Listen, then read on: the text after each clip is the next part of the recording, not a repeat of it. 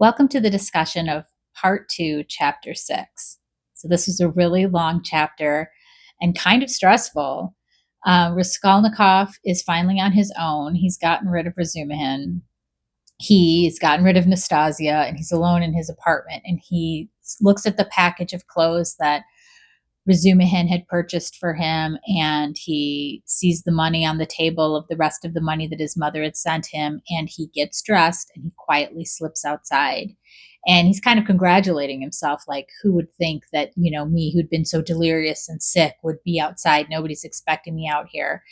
And he goes for a little walk, and he ends up in a tavern where he's pretty sure as he walks in that he spots Zametov. And the reason why he goes there is because he knows that these taverns, these restaurants have newspapers, and he wants to read about the murder. He had overheard Zosimov telling Razumihin that he had been reading about the murder in the papers. And so he wants to see what's written down, what's known of the murder, like what is already being told to the public. So he sits down, he asks for these papers. He's like, I don't want the current one. I want the older ones. Give me like the last 5 days. And as he's reading the paper, Zametov sits next to him. And Zametov was the clerk at the police office when he went and was dealing with the whole IOU situation that his landlady had sold to the debt collector. And Zametov had told Razumihin that Raskolnikov had fainted when the two other police officers had been discussing the murder.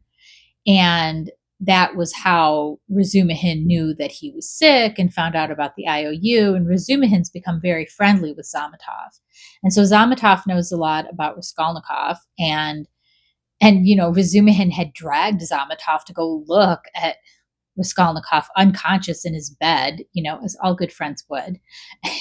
Like exactly what you want to do when you meet a new friend is like go see some stranger sick in their bed.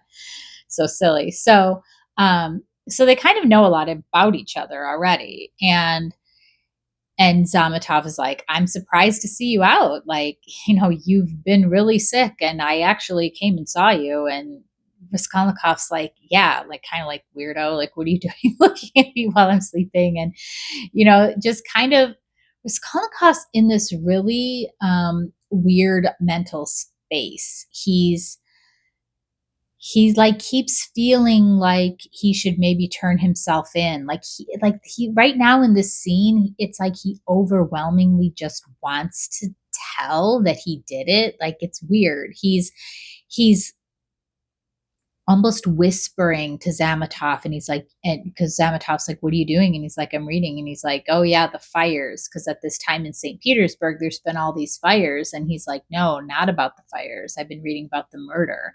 The murder that your two sergeants were talking about when I fainted, like almost drawing attention, like purposefully trying in this conversation to make Zametov think that Raskolnikov is the murderer, like trying to draw attention to, like, yeah, don't you think that was weird behavior that I fainted right at that moment? Like, don't you suspect me? And Zametov is like, are you playing with me? Like, it's just this very weird kind of Zamatov's like, this dude is acting really weird. And Raskolnikov is trying to be really weird. He's trying to freak Zametov out. He's borderline like almost confessing and being like, well, you'll never find the killer. Like what, all you guys have to go off of is, oh, the killer is probably out there spending all this money right now. And so you're looking for some big spender, somebody who's, in a tavern doing all these things. And Zamatov's like, yeah, because that's what they usually do. They usually end up in a tavern. They've got a lot of money that they didn't have before, and they draw attention to themselves. And Raskolnikov's like, well, that's not what I would do. And Zamatov's like, oh, what would you do? And Raskolnikov tells him like exactly what he did. He's like, oh, I'd go to this deserted area and I'd find a big rock that no one's would ever think of. And I'd, move it and I'd put all the stuff in there and I'd cover it up and I'd leave it there 2 or 3 years before I'd even go back and touch it. And then, then when I was spending it 3 years from then, nobody would even be thinking a thing of it. And Zametov is like, are you trying to, it's like this weird thing. Like Zamatov's almost getting a little freaked out, I think. Like, is this guy telling me that this is what he did? Or is he just playing with me? And like, why would he be playing with me like this? Like trying to freak me out on purpose? Like, it's just weird. It's creepy. The change in Raskolnikov's voice, the things that he's telling him, he's like purposefully trying to make it seem like he killed them and that he's egging Zametov on, like, well, what are you going to do about it?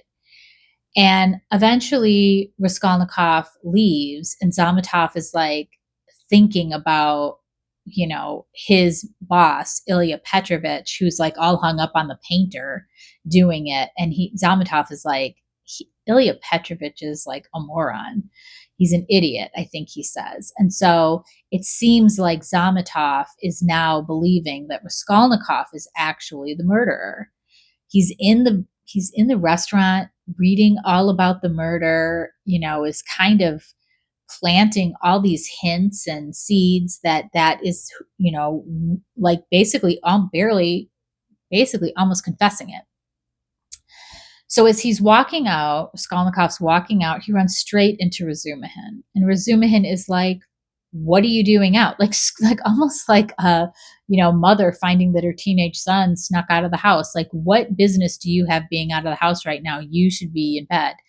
And Raskolnikov like lays into Razumihin. He's like, look, I don't know why you will not stop torturing me. I told you were torturing me. This like, you being this benevolent benefactor, you being, all this care and nurture. I don't want it. It doesn't feel good to me. And I want you to stop and just leave me alone.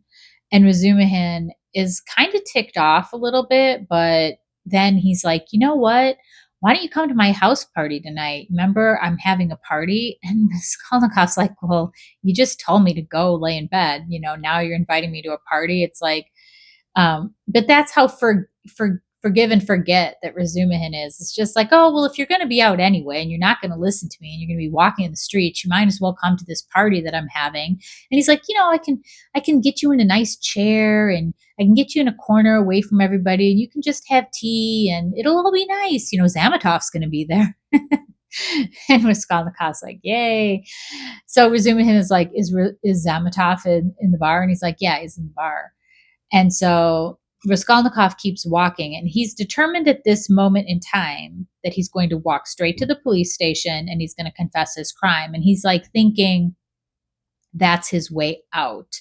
And then he's like, is that really a way out? I'd be in this, small cell or have a small area of land, room that I could walk around in, and then that's it. And he's like, but is that it? Like maybe he thinking that he'd get out after a while. And he walks to the canal and he's looking at the water. He's looking at the, beautiful sunset, and he's noticing there's just a ton of people around. And I don't know. I mean, the implication is maybe that he's thinking about throwing himself into the canal. And then he sees a woman actually do it. And she does it and she, sinks under, and then she floats right back up. And the policeman just kind of casually goes and grabs her and pulls her to the shore, and she's fine. And he's like, okay, well, that's really not a way out. So he's like, this is it. I'm going to the police station. He starts to walk to the police station. And then he realizes he goes to the Haymarket. He remembers the place where Lizaveta was last seen. And then he realizes that suddenly he's in front of the same building where he killed the pawnbroker and Lizaveta. And he just, like, something overtakes him, and he just has this overwhelming desire to go up and see the flat, to just re-walk his steps. It's almost like at this sequence, it almost feels like it doesn't feel real to him, like that he did it, or he just wants to like have it feel more concrete. Like it almost seems like a dream to him sometimes, I think.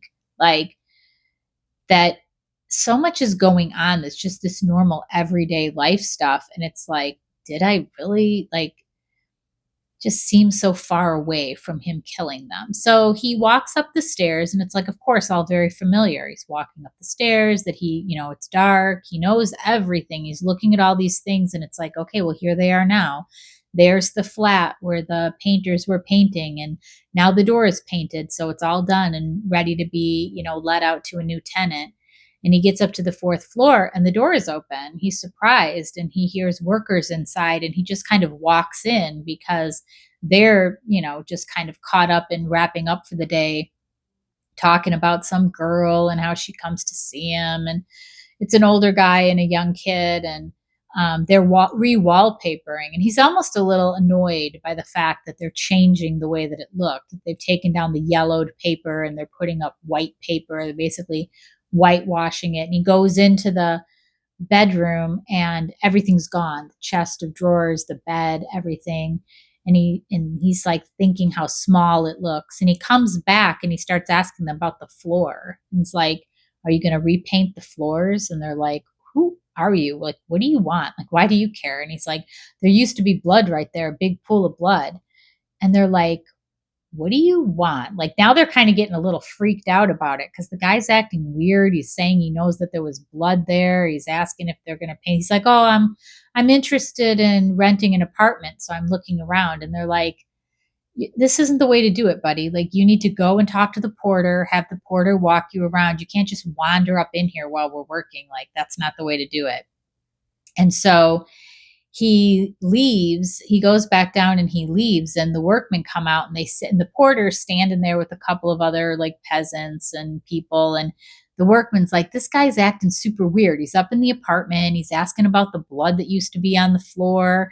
He's, saying he wants to rent the apartment. And the porter's like, what do you want? And he's like, Raskolnikov's kind of like, come to the police station and I'll tell you, or something like that. Like, Raskolnikov keeps talking about the police station. They're like, yeah, take him to the police station. And finally they're like, this guy's just like a nobody. Just ignore him. They're calling him a rogue. He's just a rogue. Like, if you pay attention to him, they never go away. So they're just like, ignore him. And so he starts to head off to the police station, and he stops because there's a situation with a carriage in front of him. And we're going to find out in the next chapter what is going on. But basically, there's been an accident in the street. And so this is another thing that's preventing him or waylaying him from going to the police station, which is like the only way that he feels like he can put an end to it. Like, he feels like almost like he's being tortured. Like, he can't handle, it's weird. It's like he can't handle people, but then he keeps getting into groups of people and suddenly feeling like he wants to talk to them. And it's just like, it's like he's going, it's almost like bipolar, like where he goes through these moments of like depression, and then the next minute he's like, oh, let's have a drink, let's talk. He's talking to the girls outside the tavern, and kind of a little bit flirting with the one girl, almost thinking about going in. Like, there's a guy playing an accordion out on the street, and he just turns to this random stranger and he's like, do you like street music? And like, even when he's saying it, I'm like, that's so unlike him. Like, why is he talking to this random stranger? And the stranger feels the same way. He's like, what's with this guy, like asking me questions like we're best friends? And so he's acting super weird. He's like going from like maniacal, almost like trying to get Zasimov to believe that he's a murderer, to like just being friendly and normal in the street to strangers. And so he's got some issues going on, and in his mind he just doesn't feel like himself, and he's starting to feel very tormented. Like, this is intolerable. Part of what's intolerable is that he didn't pull off the murder, the thieving very well, and it keeps coming up in conversation. Like, Zametov brought it up about how the guy who did it like didn't do a very good job of doing it, and so he's obviously an amateur. And this is a little bit irksome. Like, we've talked about this before. This is irksome to Raskolnikov because the whole point of the murder was to be a hero, that he would be morally above punishment and not a bad person, but a hero if he were to be able to kill her for the greater good. But nothing that he has done is happening for the greater good. It's just ended up in the murder of two people, one of them innocent, who wasn't part of the original plan.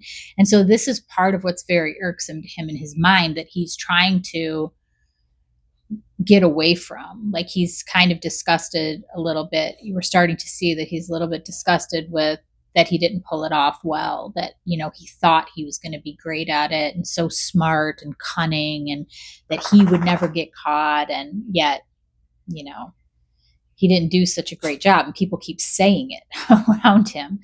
So anyways, we're going to see what happens in the next chapter with the accident in the street, and whether or not this prevents Raskolnikov or changes his course of action, because he's on his way to the police station to confess.